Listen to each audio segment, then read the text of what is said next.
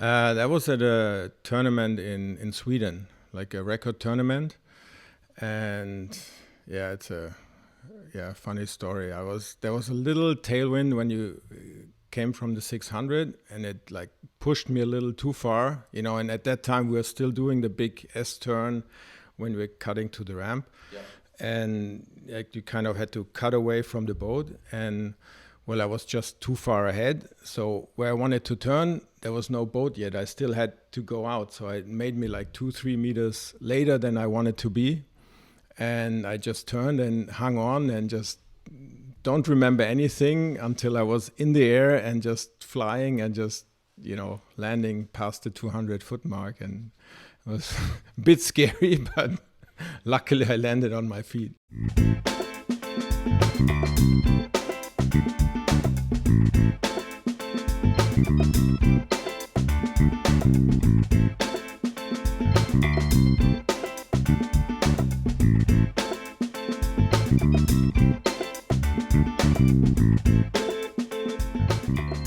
Hello everyone, and welcome back or welcome to another episode of the Waterski Podcast.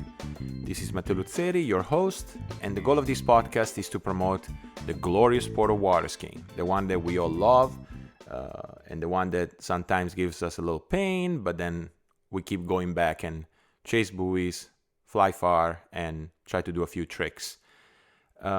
Speaking of tricks, quick parenthesis, the Waterski Nation Trick Contest just started yesterday, I believe. Some very exciting brackets there, so I'm looking forward to follow the action.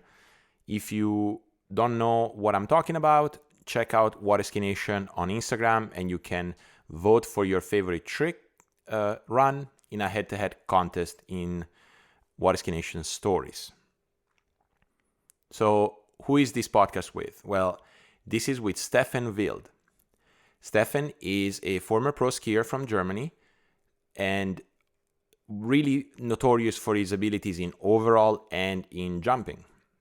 And in fact, he was one of the early members of the iconic 200-foot club.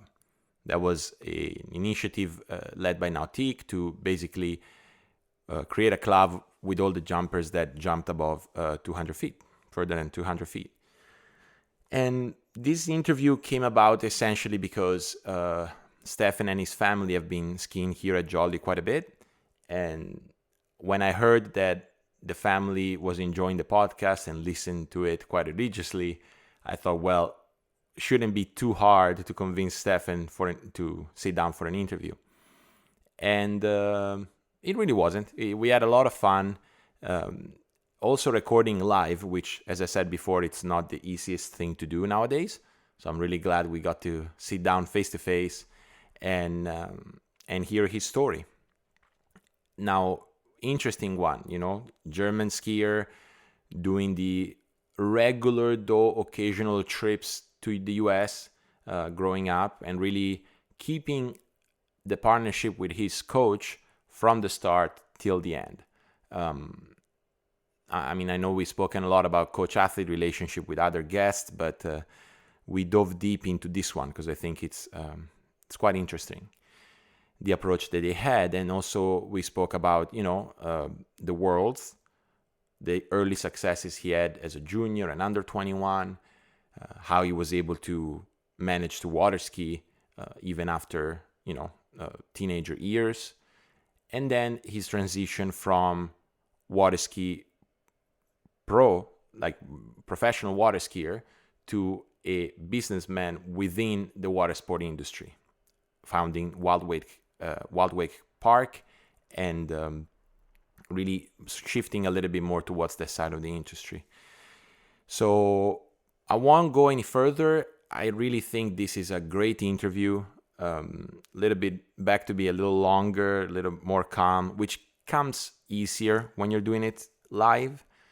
But in any case, take your time and enjoy this interview with Steffen Wild, and I'll catch up next week. Good? Yeah, sure. Cool. All right. Well, Steffen, we're here. Welcome to the Waterski Podcast. Yeah, feels great. I'm really happy to be here with you. Well, same here.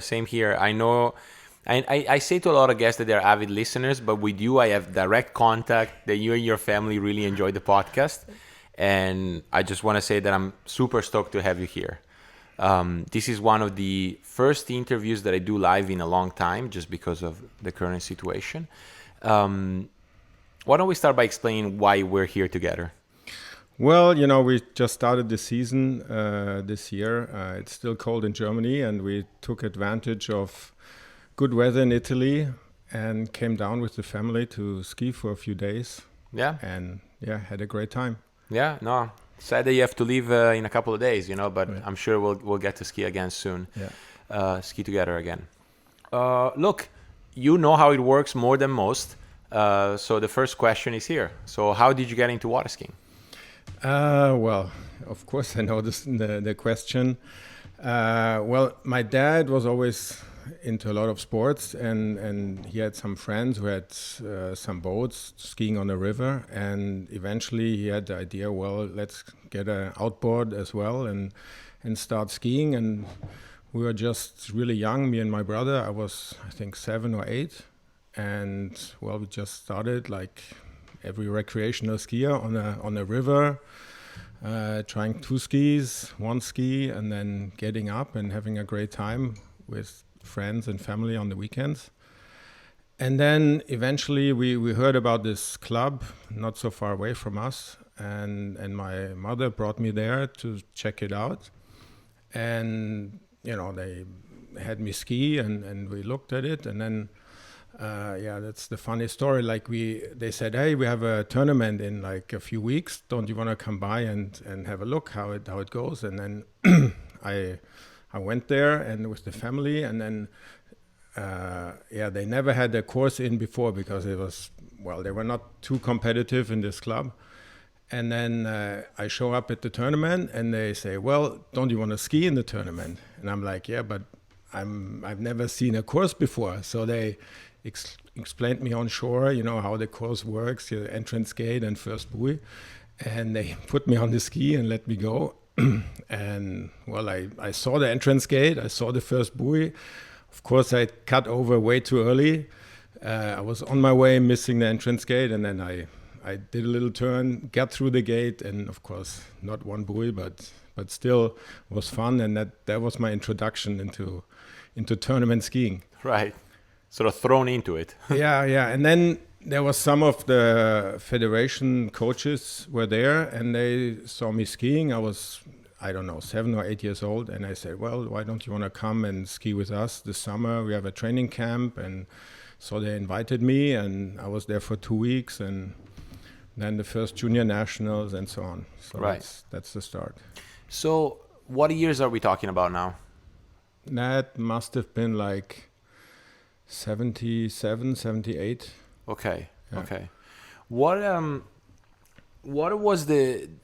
I mean, I know you weren't aware of the tournament scene because you were just thrown into one. Then you didn't know what the slalom course was, but you must have sort of had a feeling within a couple of years of water skiing in Germany.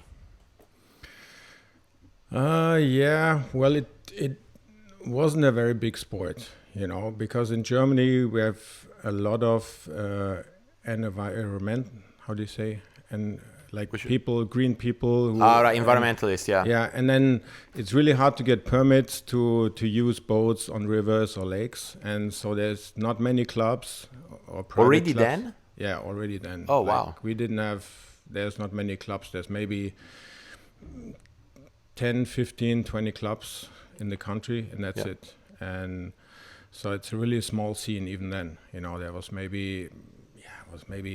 Of course, we were going to the Europeans with the team, but there was never any really big skiers coming out of Germany. Mm-hmm. Well, and then you showed up. Well, yeah, that's still a way to go, but yeah. Yeah. So, is your brother older than you, younger? He's 4 years younger. And sort of like both of you sort of got hooked, or? No, my brother, he decided early on. He saw I was excelling quickly, and for some reason or the other, he decided I don't want to ski anymore. And he took up tennis, and he got really good in playing tennis. and he never skied again. He skied when he was 6, 7. He was really good, and then he quit. He never touched the skis ever again. Oh, wow. Not to this day. Well, to this day. Now, Yeah. now of course, we ski together, but, he's more into the ball sport like golf and tennis now. Okay. Yeah. Well, and you are also into golf. Yeah, a little bit. Yeah, I enjoy it. We'll get to that. All right. So you start training a little bit with the German national team. Did you still then become member of that club you mentioned and started skiing there, or? Well, that was the early days, and then I have, in fact, there I already met my coach, who helped me all through my early years. That was Norbert Burger.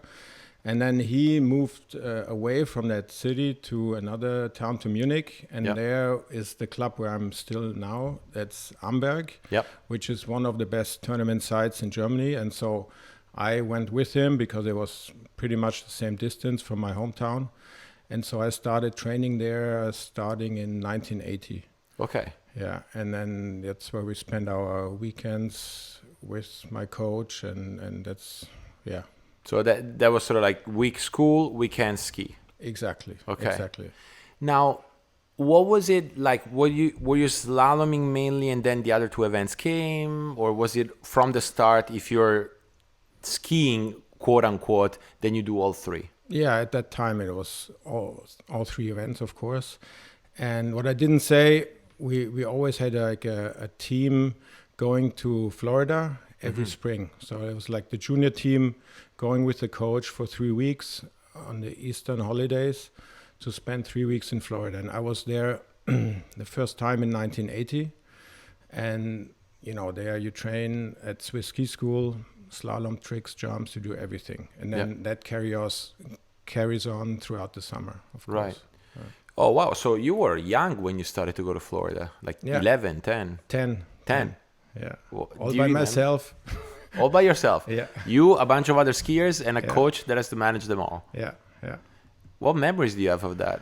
That was cool. That was really the early days of ski schools in Florida. Swiss was still at the old place. They didn't have the site where they are right now. And it was cool because all the good European skiers were coaching at that time in the springtime, because that's how they got to ski in the spring and to train. So there was Mike Schelander was coaching there. There was Franz Oberleitner. All the big skiers of the time were coaching in the ski schools. So that was cool. John Battleday. Of course. Yeah. So, and did you get a sense, because I feel as a European skier now, you go to Florida for, like, you're based in Europe, meaning, and you go to Florida for 3 weeks, it's like you come home with so much, and then the season starts at home. Was it the same feeling? Yeah, exactly the same. You really got a kickstart. Like, if you don't go there, coming from Germany, it's hard to improve, because you got all the good input, the good coaching tips, because the scenery in Germany was not that developed, so you didn't have much coaching, in the summer, and it was important to get a good start for the season. Yeah.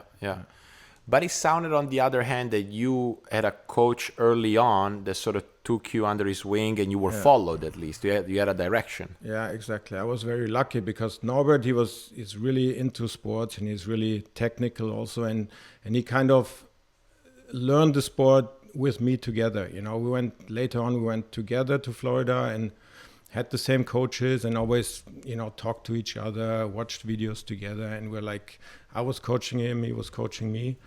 And it was a really good relationship that helped both of us. Yeah, that reminds me a lot of the relationship I have with Claudio, because even Claudio, when I started skiing, he was sort of just new to the sport, But I still think it's important, to have that person that, just by the coach-athlete relationship, you're gonna have to look up to and listen to what they say, and get a bit of direction. Yeah, that's what we had. It was really good, and well, he listened to me too.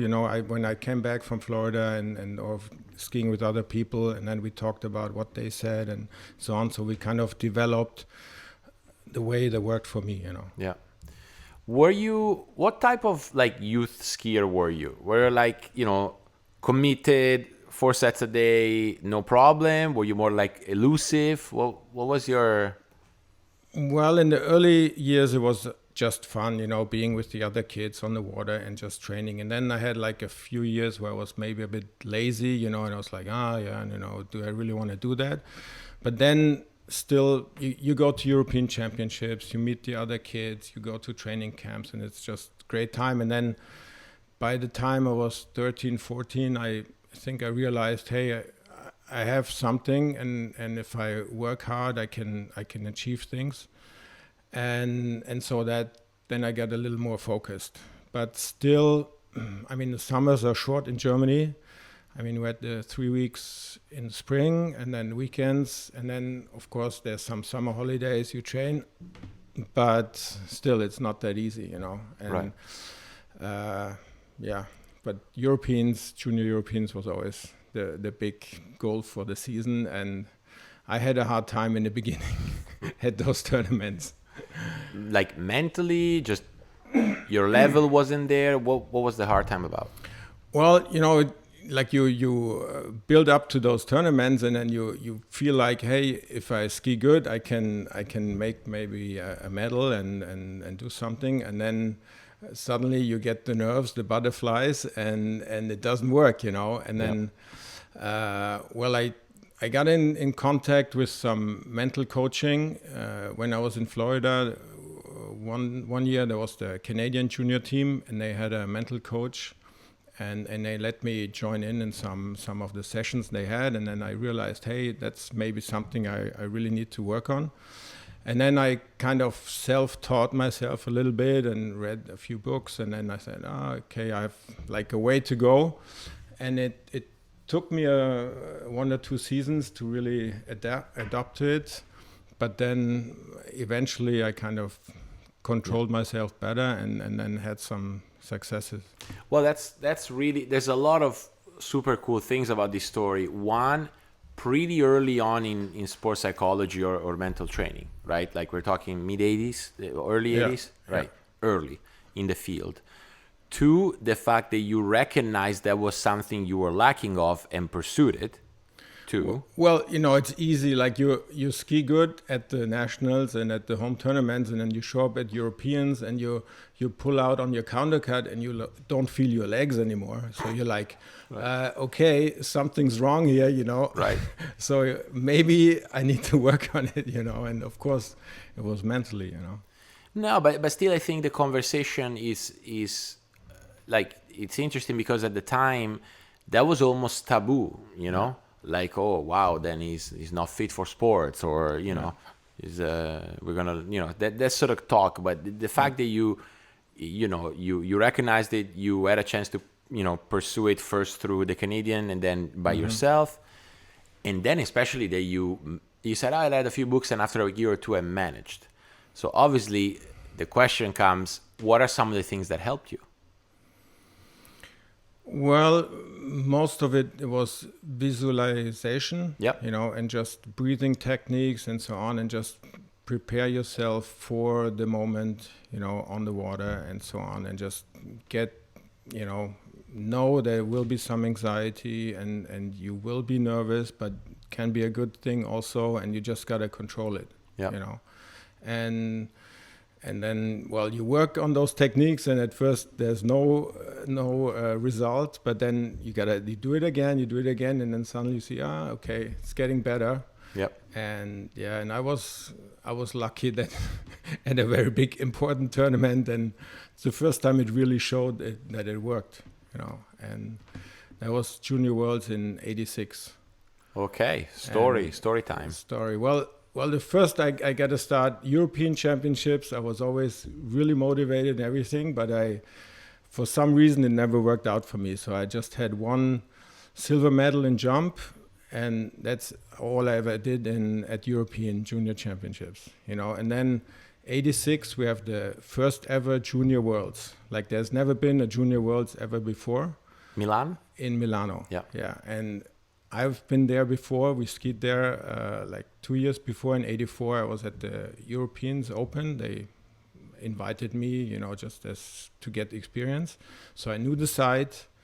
Then they used the Bösch boat, which was a little advantage for Germans because we always skied behind the Bösch at that time. And then I show up, not expecting much because you don't know the Americans, the Australians. There's no internet, so you just go and ski. Right.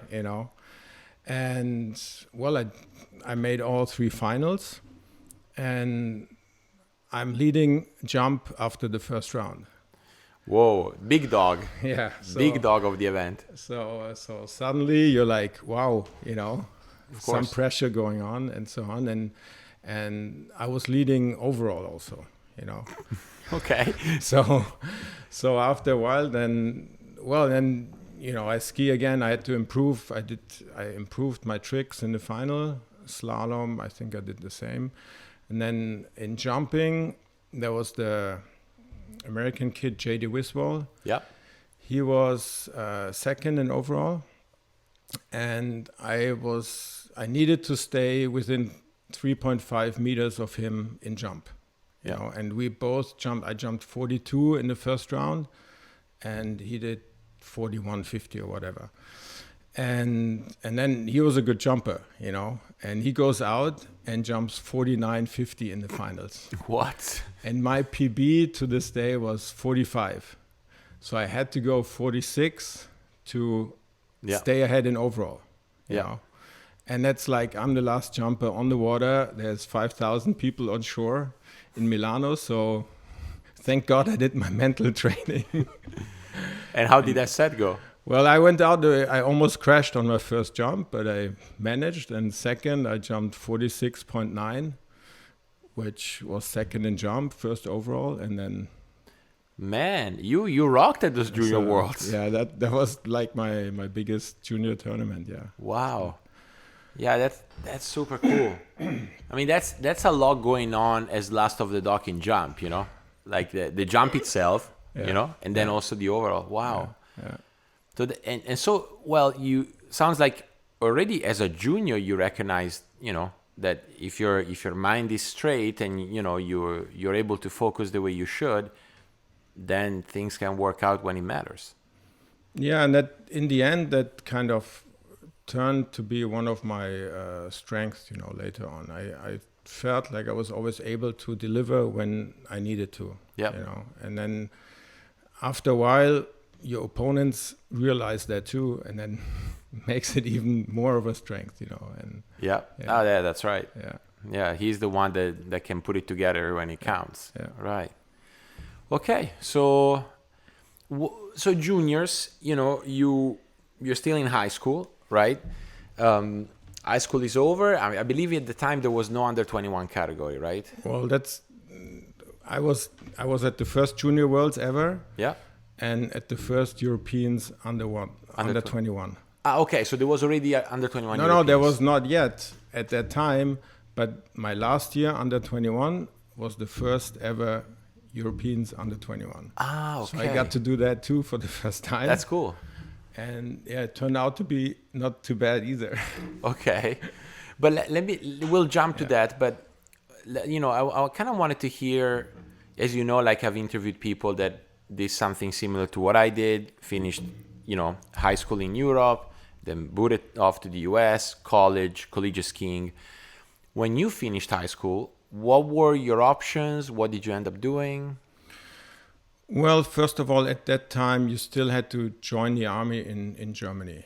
Oh. Like you had to do at least 15 months of mandatory service. Yeah. And luckily, they have a program for athletes. Mm-hmm. So if you're in your national team, then you kind of do a basic training of 3 months. And then for the rest of the time, you can do your sports. Mm-hmm. You can practice your sport. So that was my plan after finishing school. Okay, I'm going to do 2 years in the army, train for the Worlds, train as much as I can, and then afterwards see what I do, if I study or whatever. So right. That's...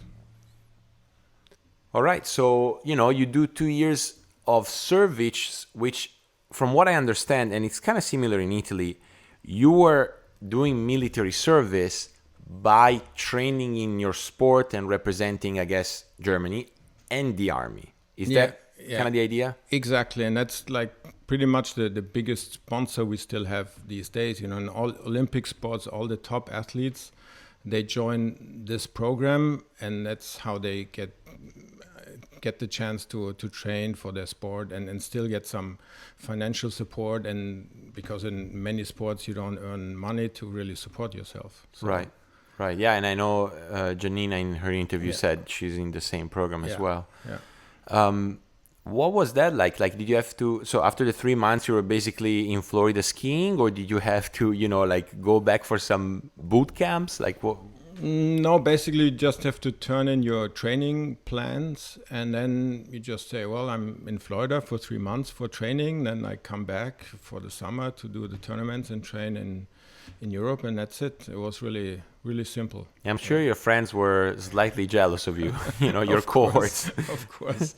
Even the other athletes in the army, because they were training in Germany, of course, most of the time. Right. If you say, hey, I'm off to Florida for 3 months. Yeah, because I have to train, Okay, so what did your skiing do in those 2 years? Like, did it improve dramatically? Like, because you were coming off juniors on a high. Yeah, well, that was difficult times because at that time there was no under 21s, and you had to move up to the higher ramp to 6 foot. And and I had a crash when I was 16. Actually, the year after the Junior Worlds, I crashed. I hurt myself a bit, so I lost some confidence. And then, we just decided to really build confidence back up. So I really didn't try to go too hard and jump and so on, and kind of let it roll a bit. Still made the national team, but like the goal was not to win in open right away. Right. You knew you need to a few years to build up to get to the next level. And so, I was training, I was making the team for the Worlds, but no big ambitions at that time. Like the high level was still too far away to really think of that. That's a super interesting position to be in, because I wonder, like, on one hand, the under 21 category allows for another chance to compete, right? But then on the other hand, as soon as you get out of under 21, you're expected to be competitive with the big guys, right? So it's a bit different what you experienced. Yeah, but I think that because there was no under 21 category, we lost some of the skiers, because like the high level was just too far away, and then you're 17, 18, you gotta follow a career, do something, and then you see it just too far away, you just might stop, and now you still have some tournaments to go to where you can bring in good results and so on. And so I think that's really important that we got this new category at that time. Yeah, no, for sure. Yeah, it keeps people in because there's yet another chance to compete. Yeah. I mean, and if anything, for you who you won a Junior Worlds in overall, for you have, I don't want to say you're entitled, but like you have the level to think, okay, I stick around for 2 or 3 years, I work hard, maybe 4, and now I'm gonna be competing against the big guys. Whereas someone who's sort of like good but not great, you can see how they could, let go of the sponge and stop. Any, like in those 2 years, I'm assuming there was a lot of Florida, right?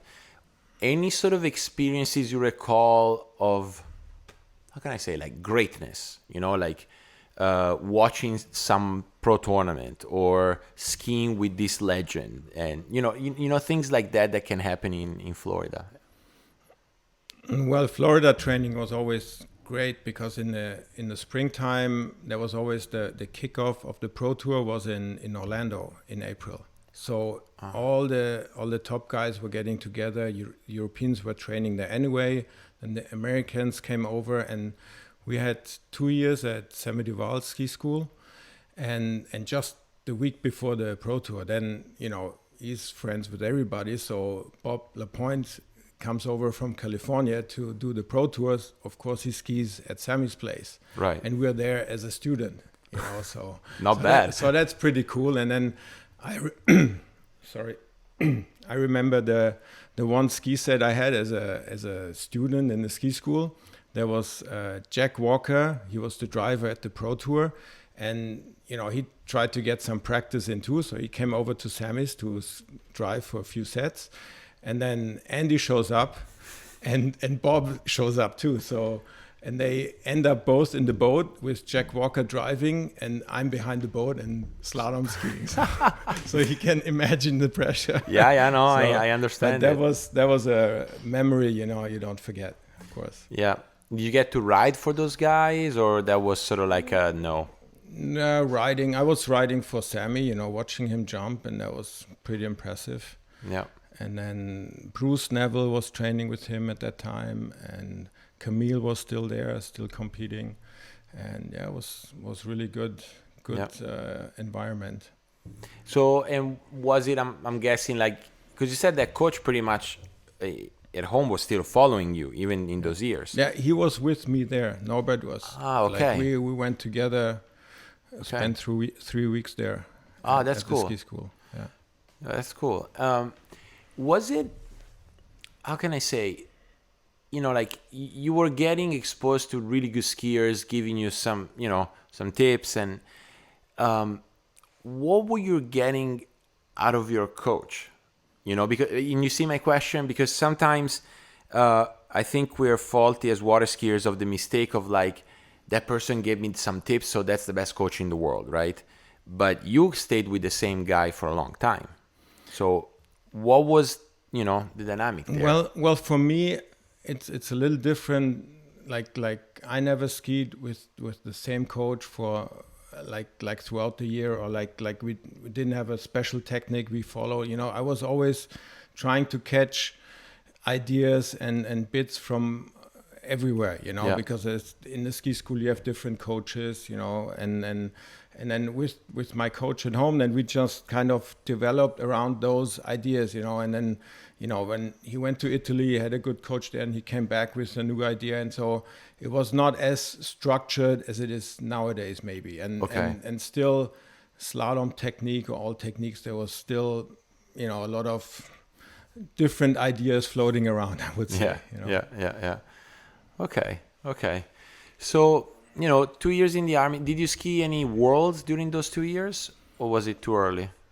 No, because in Germany the level is not so high, and it's not that hard to make the team. My first worlds was in 85 in Toulouse, and I skied 85, 87 till, what was the last worlds? 97. I did all the worlds.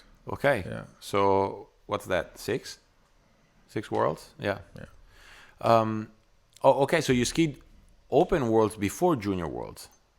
Yeah. Okay. Yeah. Okay. What was the first worlds? Because again, I'm assuming 85 worlds, you're what, like 14, 15? You're going there for the experience, Yeah. But what was the first worlds where you went there with some goals, like with some objectives, some ambition? I think in 91 in Villach in Austria, my goal was to make the jump finals. Yeah. So that was the first goal, to make a final at the Worlds, and then, I crashed, so I didn't make it. Okay. Happens. And then 93 in Singapore, I made the finals, but I wasn't in good shape, and I don't even know what I ended up.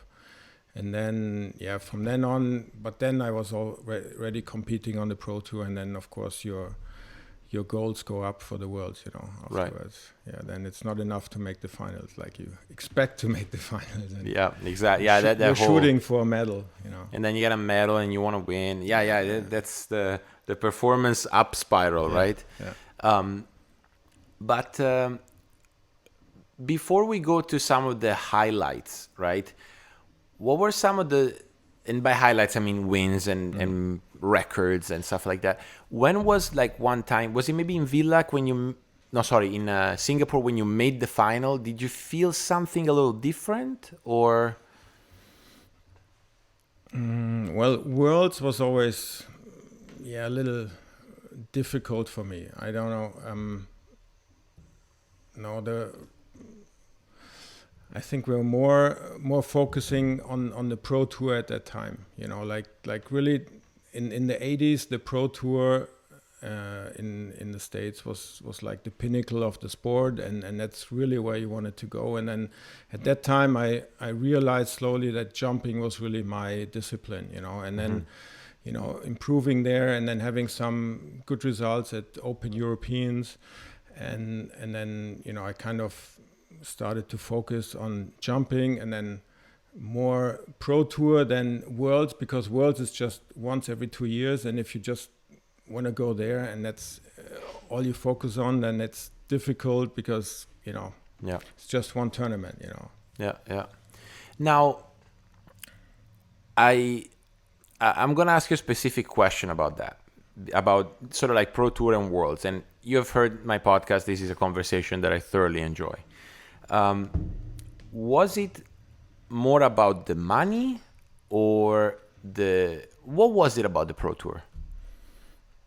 Well, the pro tour was on TV, it was in the magazines, and just there was the audience, the spectators, and it was just the pinnacle, and that's where you wanted to go. Of course, you wanted to be a world champion also, but the pro tour, coming from Europe and then skiing with the top guys there in the ski schools, and that's just something you were aspiring to be part of.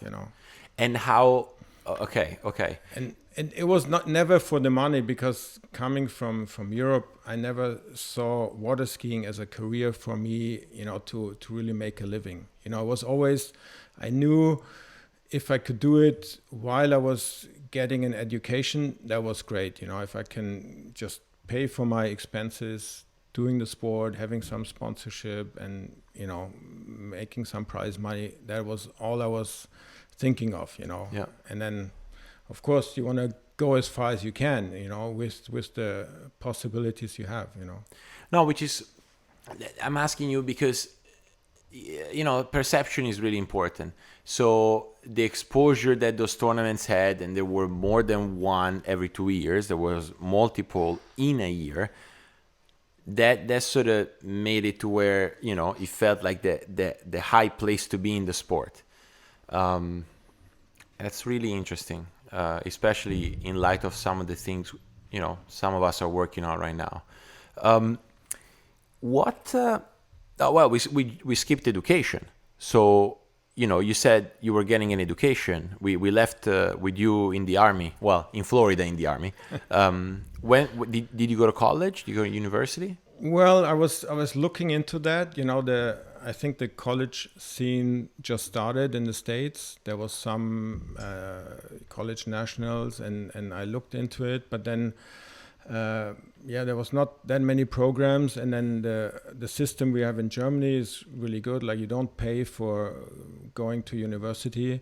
And at that time, I didn't. If I chose a field, I didn't have to show up at the classes. In fact, you just sign in, and if you pass the test at the end of the semester, you're good. You know? And so that worked out really good for me, because I was able to train in the summer and kind of skip everything and just go to Florida, train, do my tournaments, and then come back in the fall and do more studying and pass more tests than other students, and then that way still get my education going and achieve something, and I could do both at the same time, and that's something that was not possible at the time in the States. And well, it's interesting. Like, at the time, it was probably like in the US, you maybe could do it both at the same time, meaning day by day,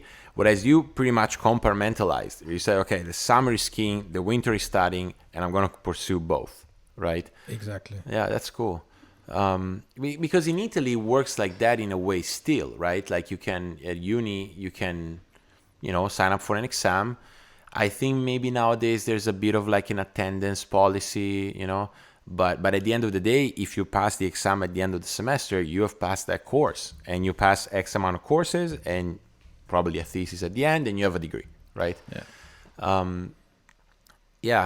But then, it's funny how it was a bit different. Because now, as you know, obviously it's like, you try to go to the US, make it to a college, possibly a good college, and you ski and study at the same time, and one of the great things about that is sort of the sense of community, like the people you are with in uni, you ski, you go to class, you probably live with, you party with, becomes a bit of a family outside of family. Which brings me to this question. Did you ever feel a little lonely in your pursuit? That's maybe the disadvantage, yeah, because in the winter time, I was studying a lot, and you kind of lose contact to the other students because you're not there all summer, and in the winter you're just in your room studying all the time. Right. And then in the summertime, of course you have your friends on the tour or you're skiing with, but still you're still an individual. We don't have a strong German team, and I was traveling a lot to train with different people. So yeah, you're pretty much doing your own thing. Yeah. And I'm assuming you have friends within the sport, but at the end of the day, if you're competing every weekend against each other, it can get a little tricky maybe, or? Well, in jumping, I didn't think it was that way, whereas you always try to support each other. And as a jumper, it's good to train with other jumpers because you pick up from them and you just try to help each other. And then, of course, tournament day, everybody's on his own, but I always felt everybody tries his best, and then at the end of the day you see who wins, but it's not like that. Well, it's competitive, but not, you don't try to do something bad to the other guy. Yeah, it stays in the water, on the yeah, water. Yeah. Well, I like how you said, feel that jumpers, because I'm assuming the opposite is slalom skiers. And I will tell you, it hasn't changed too much, maybe just a little bit, I don't know why. I don't know why that is. Maybe just because you're doing something super... Well, I think it's a little more competitive in slalom skiing. There's more skiers, and in jump you just gotta be a bit crazy, and what you're risking every time you go out. So you kind of look up to other guys who do the same thing. Right. I remember the time when I was skiing in Florida, and then Bubu Alessi invited me to come over and have a set with him. He was training at Swiss Ski School, and I ride in the boat for him, and I'm like watching him go for it, and I'm like, no, I'm not doing the same thing. This is crazy. What's he doing? Right. And then, well, you do the same, and that's why you kind of feel for each other, and help each other. So the mutual respect that you're doing something quite, that could be dangerous, and you're going all out. And also, it's funny the thing you said about like jumpers tend to train together, if they get the chance. Slalom skiers maybe a little bit, but not that much, And I think maybe it's because also, I don't know how to say, like maybe it's easier to have standard control conditions in slalom than it is in jump. Maybe I'm wrong. Like you need a boat that is strong, you need a ramp that is well kept, the wind has to be proper. Like maybe there's also that factor. I don't know. That could be part of it. Yeah, you don't find as many good jump sites in Florida as slalom sites. Yeah, exactly. Yeah, or anywhere else, I would say. Hey, I hope you're enjoying the interview so far with Steffen. This is where we took a little break, sort of to hydrate and get back ready for more chatting. I'll take this opportunity to give you a couple of ways in which you can help the podcast. The first one is to become a member of the Flowpoint Method, if you're not one already. Flowpoint Method is the online water ski training program developed by Jenny Labaugh and Marcus Brown, one of the guests of this show. Many times, actually. So, really, you have heard the story. Technique, fitness, nutrition, mindset. These guys really created a program that covers it all.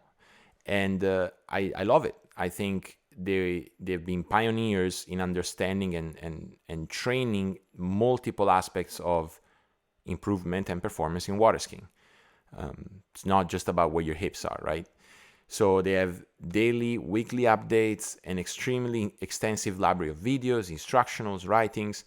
Finally, you can remove all the guesswork and get the most out of your time on the water. So if you want to join the Flowpoint method and support the podcast, you can do so by going to thewaterskipodcast.com/flowpoint method, one word, or you can find the link in the show notes here, below. Again, thewaterskipodcast.com/flowpoint method. The second way in which you can help the podcast and support it is by going to thewaterskipodcast.com/support, and you'll find different ways to donate, other projects that I'm partnering with, and even donate some crypto. So if you prefer to support that way, you can go to thewaterskipodcast.com/support. Until then, back to the interview. Back from a little break. So we went a little back and forth, pro tour, then back to college. But sounds to me like around, if my math doesn't fail me, around you going to college is when you did your first under 21 Europeans, which was the first ever under 21 Europeans. Yeah, exactly. How did that go? Well, it was in 1990, Okay. and they set this up. We didn't really know why and so on, but of course you show up, and Yeah, it was in Bourg-en-Bresse, Okay. in France, and it was not a very big field, and but it was still all the best skiers, everybody was there, and it turned out to be a good tournament for me. I like those tournaments who are set up for the first time. You had a couple of big ones, like first under 21 Europeans, first Junior Worlds. Yeah. So am I right in assuming that went also very well? Yeah, I ended up being my worst was bronze medal in tricks. That was your worst. Yeah, and I won jump. And I won slalom, like my only title that I ever won in slalom. And so I'm guessing you won also overall? Yeah, of course. Damn, that's was a big weekend. That was a big surprise for me too, because in slalom I never had any good results in the Europeans, and that tournament just went really good. And the scores were not that high, but still enough to win. Okay, so yes, obviously. You said that at a point jump became, you understood that was your main thing. But you also were pretty solid overall skier. Were you more of like the really good jump, really good good tricks, slalom, whatever happens, or were you more balanced on trick and slalom? Like, describe yourself as an overall skier. Well, I think until 18, 19, 20 years old, I was still doing all three events. And then, I was in tricks. My best was 7,500. And in slalom, you try to juggle everything at the same level, And then, jump was always something that I liked the most and loved to train for it. And then eventually, while you're studying and while you have other interests, you realize three events is just too much. And then it turned out that jump was the one I was going for. And then, of course, there was the pro tour in jump, and there was more cash prize tournaments in jump. So that was naturally the evolution. And so you basically dropped the other two, or you still kept them up? No, because in Germany you still have the nationals, and I was still at the level to win at nationals. So I always kind of got ready for nationals, throw in a few trick sets before the tournament, slalom a bit more, and then try to do good there. And then the same for Europeans and Worlds. I always did three events at those tournaments and, try to do my best, get good score for the team and so on. Also, even later on, you were still overall skiing. Yeah. Okay, that's cool. But it got to a point where the majority of your training, the majority of the year was spent jumping. Yeah. You just kind of trick like once a week, just to keep your passes fresh and ready. And then you slalom once a day just to stay in shape, because it's a good just a good exercise. You can't jump and ride your skis all day long. Yeah. Speaking of that, like I wanted to ask you, as you sort of transition to more jumping, focusing on that pro tour, what was your ratio of like jump cutting sets to going over the ramp sets? It developed. In the beginning, we were jumping a lot, and then because of some injuries, when you were not able to go over the ramp, then you still want to train, and then you start cutting more. You do cut and pass, or you ride your skis through the slalom course or whatever. And then you realize, hey, that's a really good training. And then even when I wasn't injured, I said, hey, let's do some of that exercises, because going over the ramp, of course, is dangerous and wears on your body. And so in the end, I would say it was maybe 60-40, 60% cutting and 40% going over. Okay. Yeah. Okay. But it sounded like it became like that as you sort of grew up and started competing, Yeah. Because that has been my experience too. Like both here at ski school, or if I watch juniors, there's a lot of going over, and then as they become better, they start to go 6 foot, like it's sort of, sadly almost they learned through experience that they shouldn't be going over every set. Or maybe they just realize, okay, that's the natural path. Like I remember training with Damien Sharman a lot, and maybe he's a bit of an extreme example, but he was going over the ramp 1 every 5 sets, right? Which maybe it's a little extreme, but with my experience now, I would probably do the same as Damien, as you told me. Today I think I still went over too much, because the key in jumping is the cut. If you arrive at the ramp in the good position with a good timing, you will have a good jump, and you don't need to take the risk in practice to go over every time, Yeah. And save the good jumps for tournaments, Yeah, no, I understand it. It's just I find a bit of quite a bit of variance in that, So, okay, back to Pro Tour for a second. Was Masters part of the Pro Tour, or was it just its own thing? No, it was its own thing. Okay. Yeah, there was the Pro Tour organized by World Publications. Mm-hmm. And then in the 90s, we had this clash of the two Pro Tours, the Pause Tour and the World Pub Tour. I don't know if you've heard about that. And no, I'm probably not the one to go more deep into that story, because I wasn't there. But that was just before I got into the Pro Tour scene. But then in the end, the World Pub Tour, which was the Water Ski Magazine organizing it, kind of prevailed, and that was the tour that I was skiing on afterwards. Okay. Yeah. So there was a year basically where there was another competing tour, and there were different tournaments, and okay. But then were they using the tour to qualify for Masters, or how did you make it to Masters at the time? Well, it was in '95, and my first Masters I qualified through the Masters qualifier at Jax. Yeah.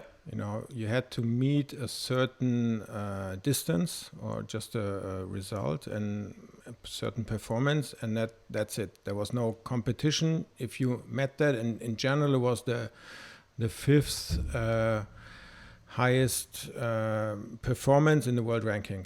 Yeah. And at that year, I think it was 202 feet or 204, and I jumped that at Jax, and then I qualified for the Masters the following week. Okay, so one way was the LCQ. Yeah, and then the other one was, I think, maybe top 5 in the Pro Tour standings from the last year. That was a way, but I don't know exactly all the ways you could qualify. Okay. Yeah. So that sounds similar to what it was until last year. So either you were high on the Pro Tour, or you won the LCQ at Jax. Yeah. I believe some of the past were, if you are world champion, you get invited. If you're a world record holder, you get invited. Those were some of the ways, What was your first Masters like? Well, that was, I think pretty much like the same for everyone. You go there and it's just overwhelming, Yeah. You butterflies every other second, and it's just really cool to be there, be on the pavilion, see the other skiers and I just had a great time. Overall or jump?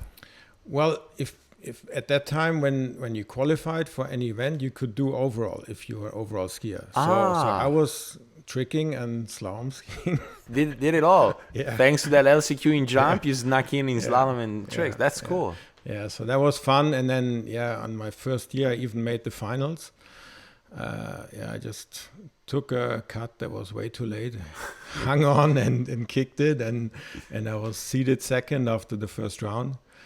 Wow. So, it was cool first year. That's funny about Masters because over the years I've seen, you show up, it's not the most forgiving lake, there's a bit of backwash, could be windy, but for whatever reason, particularly in jump, sometimes you just see massive jumps. Is it sort of like that as it happened to you, like you're late, but it's Masters, you hold on and try, or? Yeah, maybe. I think, and if the wind's from the right direction, I think that really helps. It really carries you. But they always have very strong boats and good drivers, and then the Masters pressure, of course, that all adds up, I think. Yeah. And to second into the final and then final. Well, don't ask about the finals. Well, too late. Yeah. No, I ended up being last in the final because there's just too much pressure, and then I did my big jump of the weekend in the first round, and then that was it for me. Yeah. Now you told me a few days ago about another story about Masters. Tell me about ski fly. That was in the end, when my last year in '98, they we started that year doing ski flying on the tour, but we didn't really have any rules for it. It was pretty much like depending on the site we were and what boat was there. We had different speeds and it was just a bit difficult and to train for, and of course we didn't have any boats with that much power to pull us in training, and I was. So hold on. So no. So the beginning of ski fly was you show up to a site, there is ski fly, you sort of wing what you guys are gonna do according to the site and the boat. Off you go. That's how it was, to my knowledge. That's how I remember it. Like we had, you were training in Florida at a ski school. There was no ski flying possible. We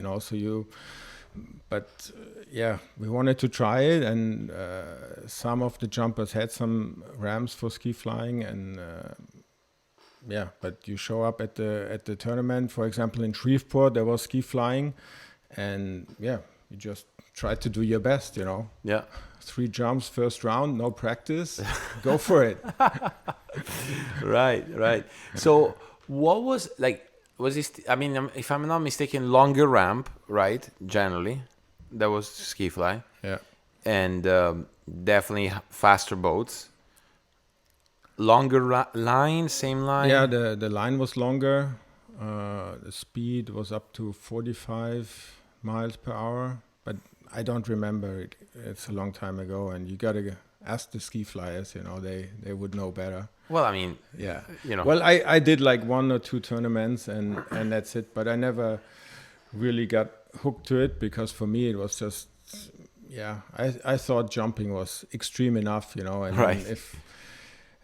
Plus, if you can't train for it properly, then it was not something for me. Jumping, I always try to keep the risk as low as possible. And that means you got to prepare for whatever you do out there. And if you don't have the opportunity, the training side for it, it's difficult. Yeah, no, I can see, especially the way you explained like progression and the things that made you become successful as a jumper, showing up to a random site, here are the rules, let's go. Doesn't really fit that model. Yeah. But so sorry, go back to Masters. Well, and then that's kind of what happened at the Masters. They decided they wanted to do ski flying at the Masters, but I was in West Palm Beach training, and I had no way to train for ski flying, and but I still wanted to go to the Masters because it was a cool weekend and so on. So I show up, and then in the skiers meeting Friday night, I raised my hand and I say, well, I heard there's ski flying tomorrow, but nobody told me. Right. I didn't train for it. What do I do now? So there was a bit of an embarrassment, and because I said, no, I'm not going to ski fly because I couldn't train. I think it's too dangerous if I don't train. I'm not going to go out there, and what can you do for me? And so in the end, it ended up, I was an overall skier, and at that year, they did regular jumping for overall and ski flying for the jumpers. So they let me do the overall again. That's cool. So that year, I just did overall, no jumping. And so the overall was an actual event that you could place at the Masters. Yeah. Okay. Yeah. And it was very prestigious. There was Patrice was winning it, Jared, and it was a big title. Yeah, none of that right now. Now it's just like slalom tricks and jump. Oh no, juniors still have overall. Yeah. Juniors do.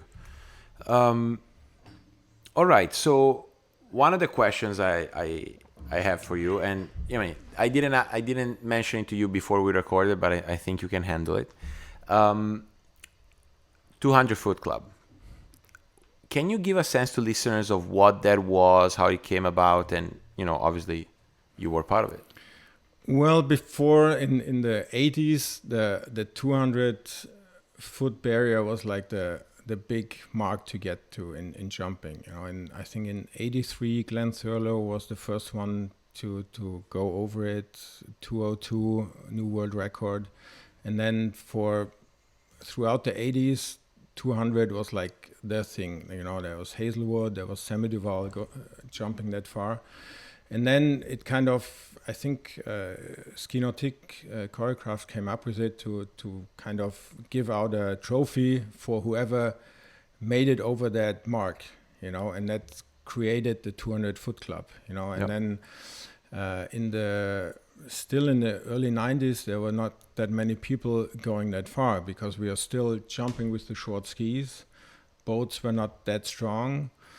And 200 was just big challenge, you know, and so then one year, like which made it really big, was that Water Ski Magazine just wrote an article about the 200-foot club. I think there was 10 or 12 members at that time, and they just got everybody together, a day of jumping at Bruce Neville's Lake at that time. I think Freddy Krueger is there right now. Yeah.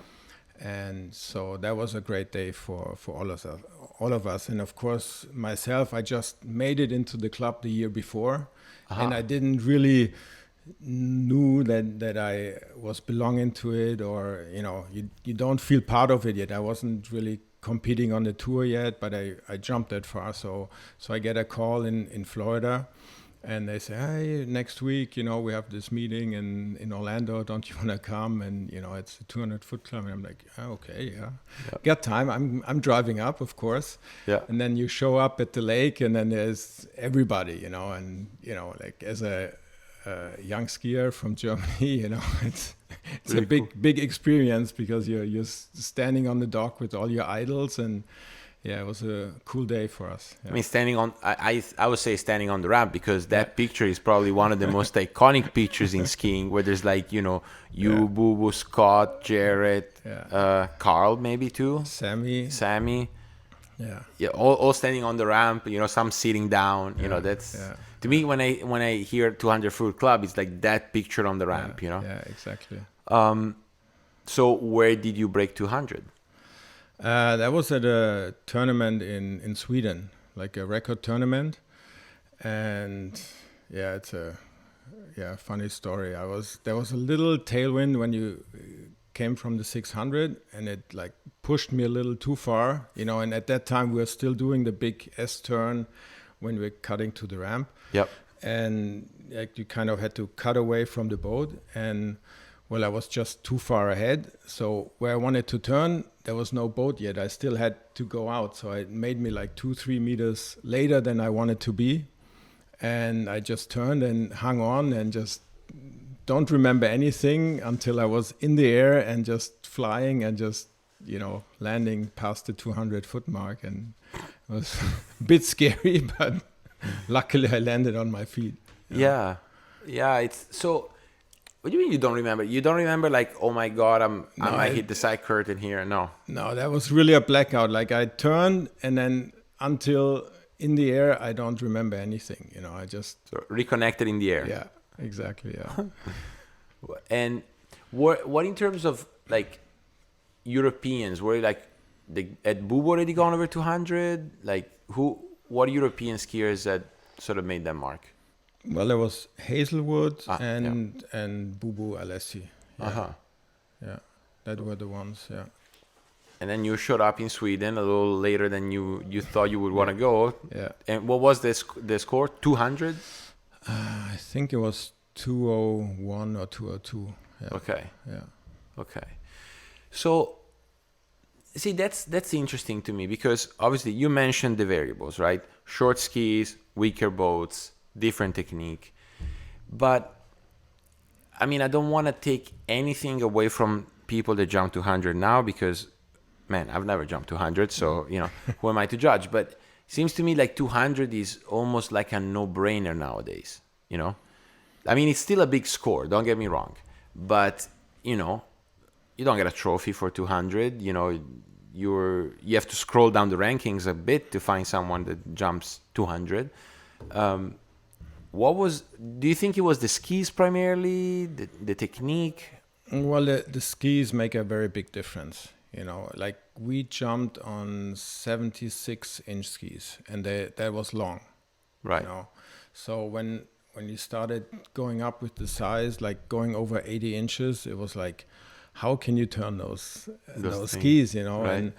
And then, well, we learned that it's not a big problem, and you just get so much more support in the air, and everything gets so much safer, and also more stable on the cut. Like you go through the wakes easier, and it just makes it easier to get speed, and just you feel safe. You crash less, and so it's easier to go far, and the float, I think it just itself carries you like 10 feet further. Wow. Yeah. Did you experience that? Like, were the 92s, the 90s already there when you were still jumping, or was that after your time? In fact, I was just there when it came up. I remember I was still on the short skis, and then in '95 at the Worlds, Bruce Neville had, I think, 82's Exocet, and he won the Worlds that year. And I think a big part of it was because he had the longer skis than the other skiers.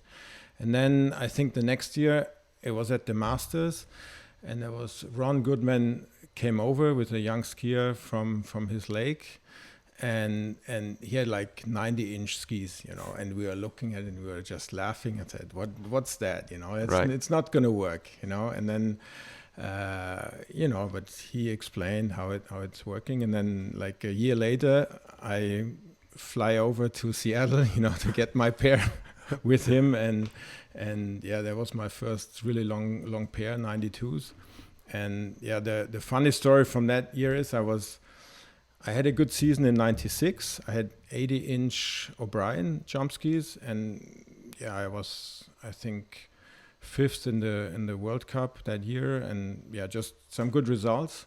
And then the following year I was on the same skis and nothing worked. I couldn't qualify for the finals at tour stops and so on. And then I was skiing with John Swanson and Jim Clooney at the time, and they were already on Goodman skis, and they said, hey, you got to get those skis, they will make you jump further. And then we had like a week break, and we flew over to Seattle, and we skied with Ron Goodman, and I tried some of his skis, and then by watching me, he knew what I needed, what kind of pair, and he made them for me. Like I was basically watching how he did the skis, and then like I had one training set, off to Shreveport, Pro Tour stop, and jumping with the new skis.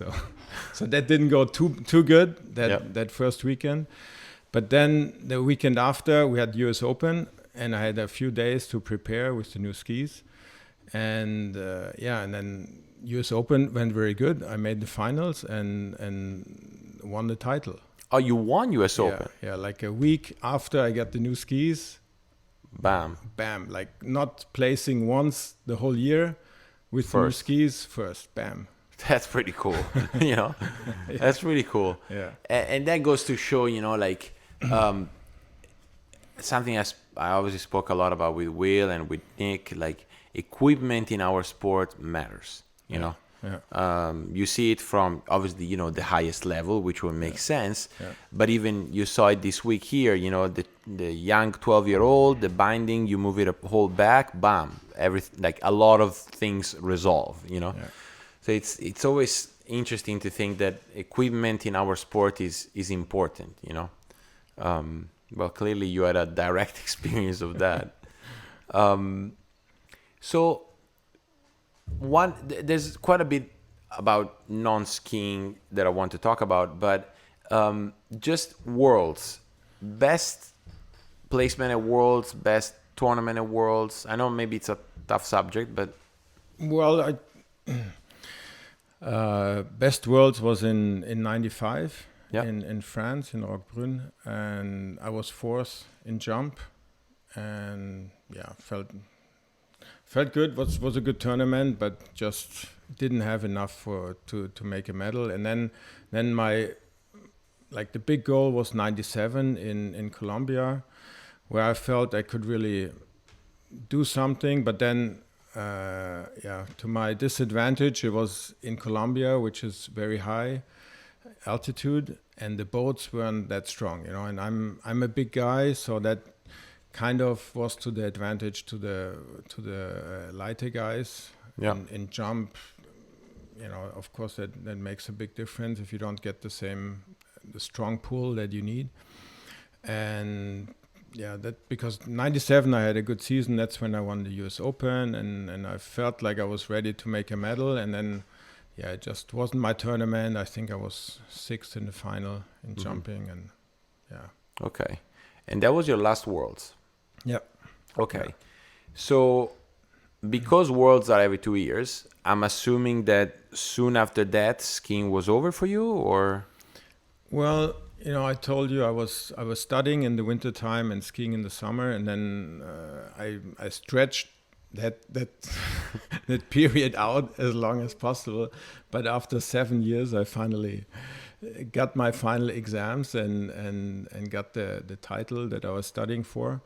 And then, I had some good years on the tour. I had my success, and at the same time I was feeling a bit, my back was wearing out a bit. I was hurt once in a while, jumping a lot. And so I thought, finishing my studies, and, I'm not going to go much further in skiing. So for me, that was a good time to stop, skiing competitively.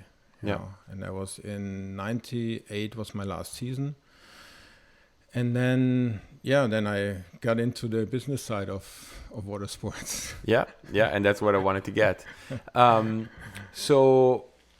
So how did that go? Well, first of all, it'd be interesting if you explain what you do for a living, and how, because, it might raise the antennas of a few listeners.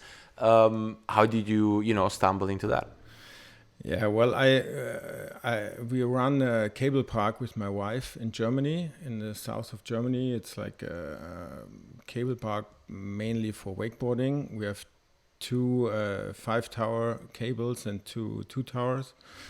And we founded that in 99.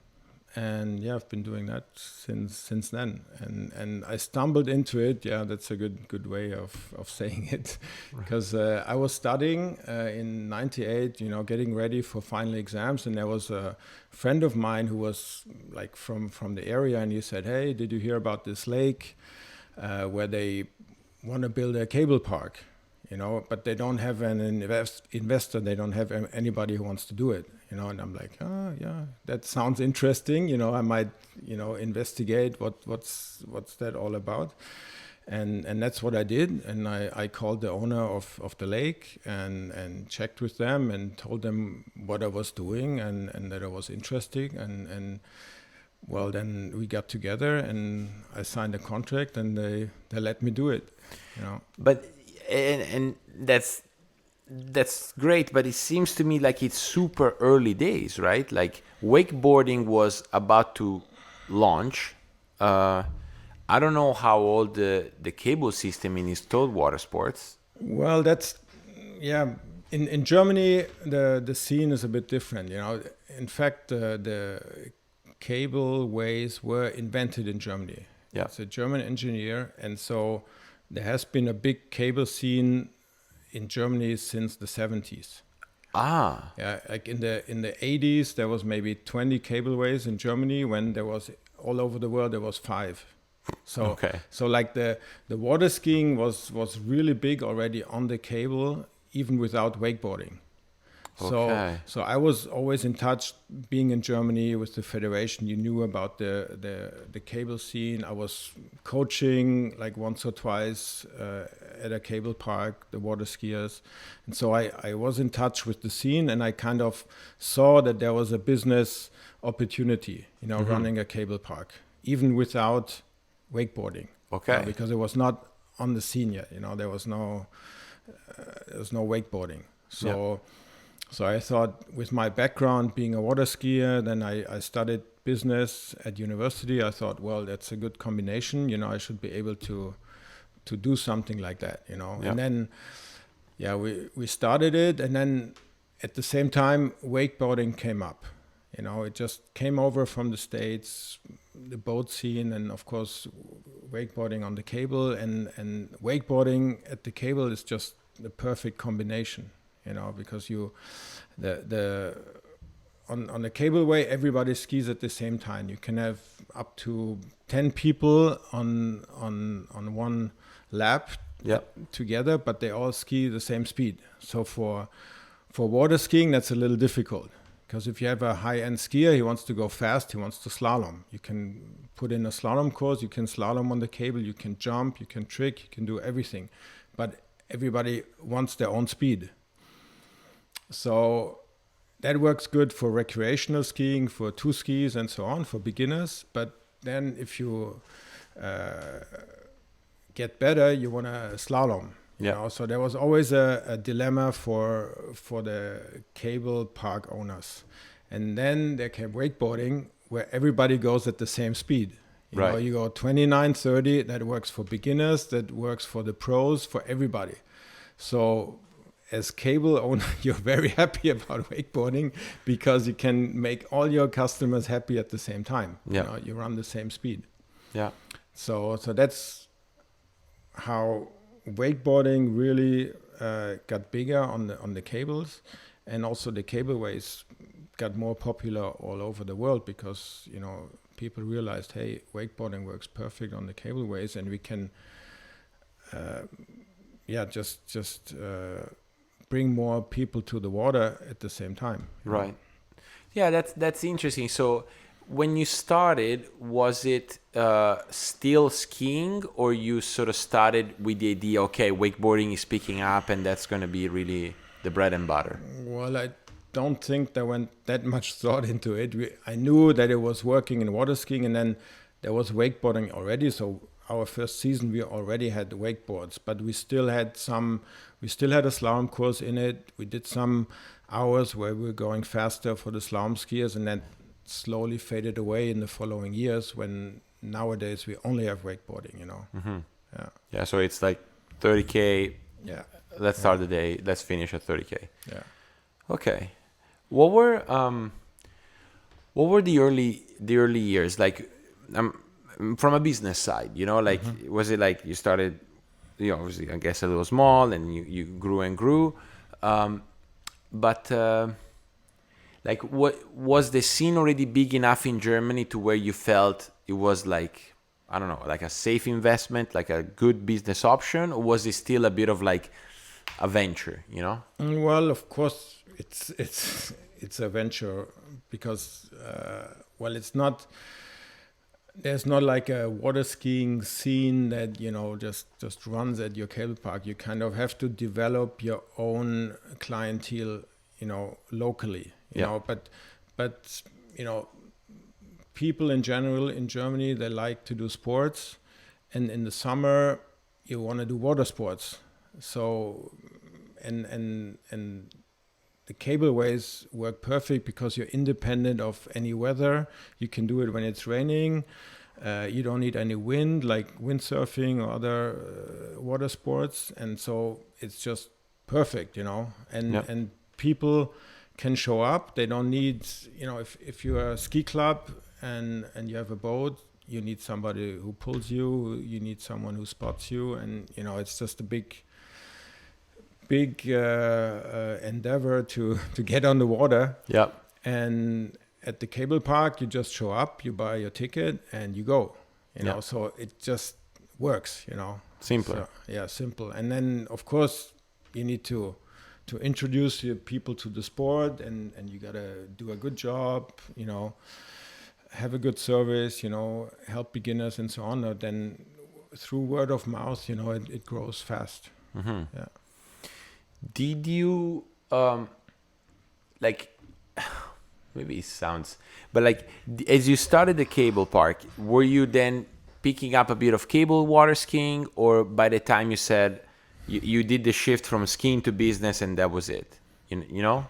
Yeah, I turned more into a wakeboarder. In fact, you know, I left the water skiing side, but then, you know, of course, you try out the wakeboarding, and then we started to build some sliders and so on, and it's cool, you know. You're not competing anymore, but you still want to get on the water, and it's fun to learn some new tricks, and you know, wakeboarding was the cool thing at the time, and of course I did it too. And since I was already a good water skiing, I picked up the wakeboarding really easy. And in the beginning, the level at our club was not very high, so you know, I was like one of the better riders, so that was fun too, you know, show the others and you know, like learn new tricks with the other young kids and so on. It was just cool time, you know.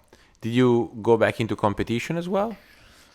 Well, the first year I did one competition. We went over to Florida. It was like a cable worlds, and I competed in the over 30 category, and yeah, I won the category in. Well, yeah, you won the worlds in cable. Yeah, but you know, it was not as big as it is right now. You know, now you have like qualifications, like the German team goes there with 30 people or whatever, and now then it was really small, you know. Okay. Yeah. Still one to put on the shelf. So we had good conversations and about the difference in wakeboarding and water skiing, and you know, I had a chance to speak about it with Erica because obviously she does both, right? She tricks and she wakeboards at a high level. So we went into more of like the difference in the nature of the sport from a competitive side. I think what I want to ask you, and you have a good like magnifying glass over it, is more of like the culture of the sport. You see, like the differences in the way the environment is, the approach is, you know, like I wonder if you could speak about that a little bit.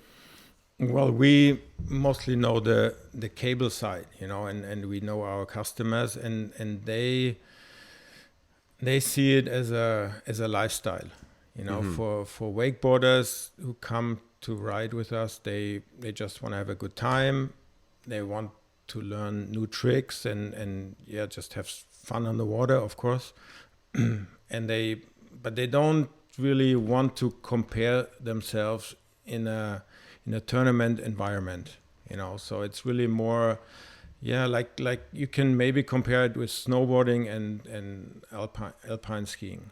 You know, like snowboarding is more free ride, freestyle, and you know there's some tournaments, but like the main scene in snowboarding is just free riding, and in alpine you have more organized tournaments. It's just more competitive, and I think it's a bit the same in with wakeboarding and water skiing. Yeah.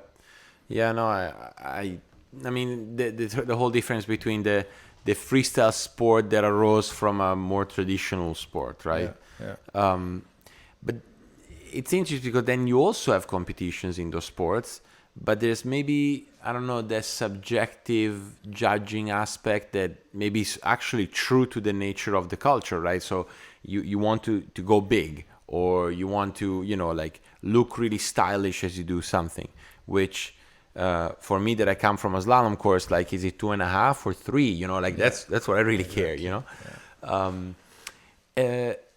And I'm assuming you have to sort of shape your business according to that culture too, right? So I don't know, like, tell us about, like, you know, I've never been to your park, by the way. So I'm coming to your park for a day of riding, you know, like, what can I expect my day to look like? Well, nowadays you buy your ticket online. You get a slot, we call it, like a 2 hour period where you get your ticket and where your ticket is valid, and then you check in the shop. And then you get your equipment. We provide everything: wetsuit, life jacket, wakeboard, helmet if you need it. And then if you're a beginner, you get an introduction, which is maybe 10-15 minutes, where we explain all the safety rules and how to get up and so on. And then we have the two tower cables, where we bring all the beginners to, where they get up for the first time, and where it's really cool because you can adjust the speed just to what the rider needs, and you can bring up pretty much everybody, you know, like within half an hour you can guarantee that the beginner gets at least 50 meters on the water, you know. And then once they figure out how they have to balance on the wakeboard, then they step over to the big cableways, to the 5 tower. And we have one who runs a little slower, who's like at 25K. And so that's where they go next, and then they can make a whole lap.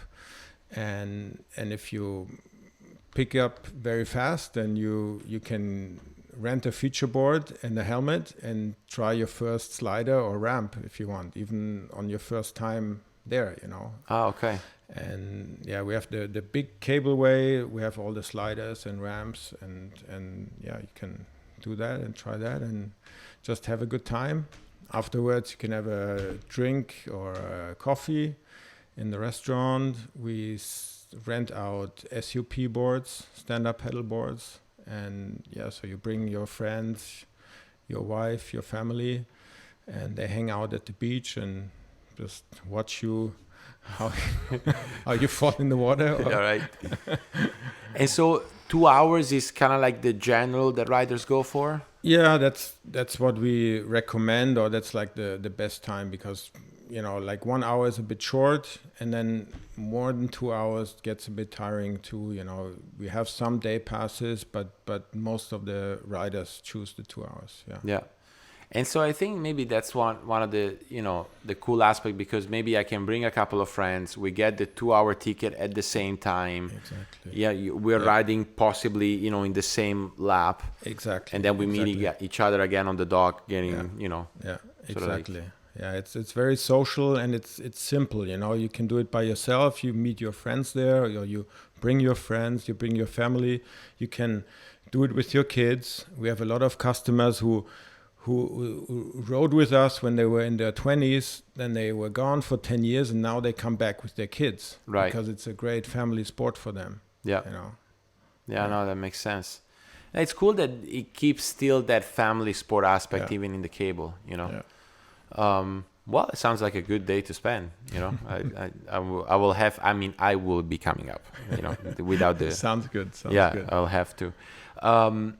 Well, so, you know, you water skier, successful one, turns into business owner in wakeboarding turns back into skiing? Because you're here, we said you're here skiing. You have been skiing quite a lot, actually. How did that jump back, to water skiing behind a boat?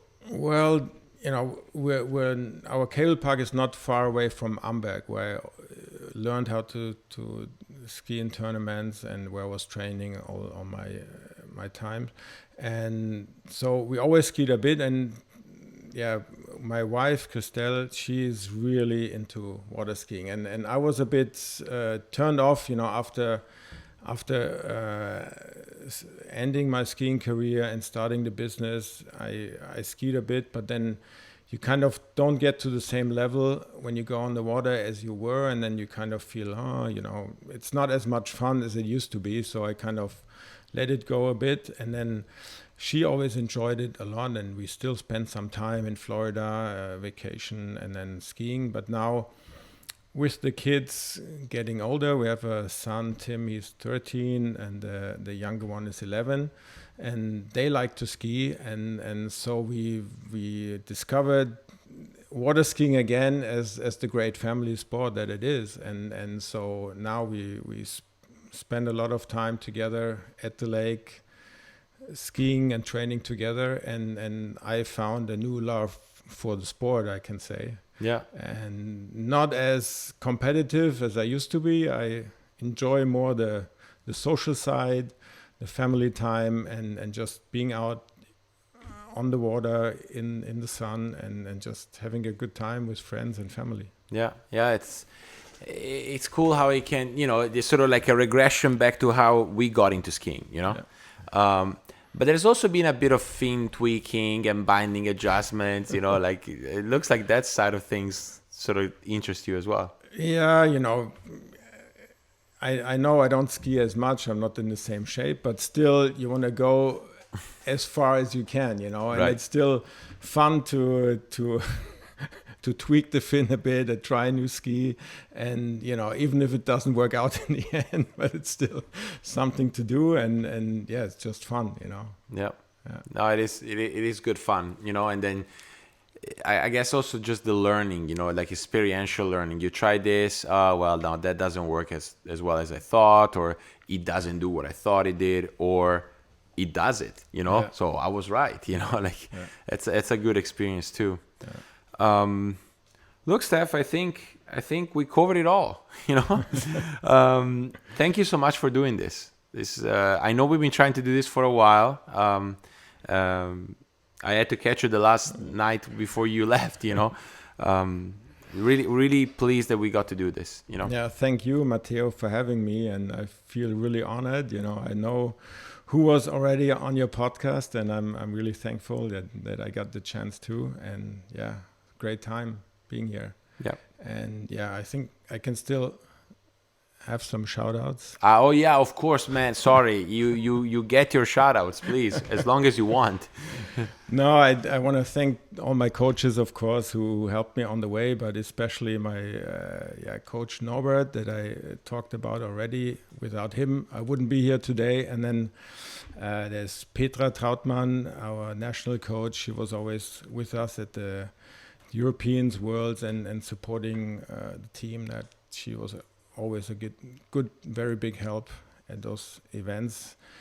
And then last but not least, my wife, who got me back into skiing. Without her, I wouldn't be here with you today. Yeah, thank you, Christelle. Yeah, and yeah, we just have a great time being on the water together, and yeah, it's just good. And I hope you keep on doing your podcast, because that's keeps us motivated too, hearing the stories, and brings us back on the water, and just even lets us ski in our minds when we're not on the water, when we listen to your podcast. Well, thank you. No, the plan is to continue, so I'll try to keep my promise. Thank you. Thank you.